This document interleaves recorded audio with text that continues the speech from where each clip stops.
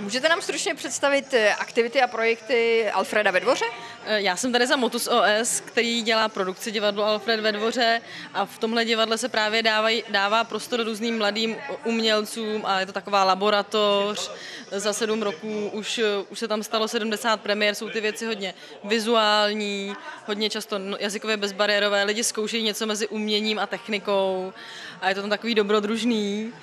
A vlastně jsme sem přišli jako občerstvit kulturně lidi, kteří dělají tvrdou práci, hodně pomáhají lidem a vlastně je pozvat k nám a tak jako jim dát jako dárek nějaký vstupy, aby věděli, že si jich vážíme.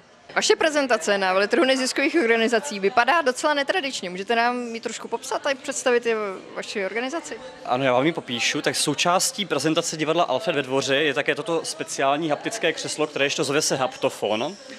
Je to křeslo, kde míru intenzity masáže určíte svým vlastním hlasem. Autorka tohoto projektu Petra Vlachinská přišla s nápadem, že by bylo vhodné postavit nástroj, kde byste například rytmické sekvence nebo hudbu převáděla do smyslu, který je přijatelný pro lidi například se sluchovým postižením.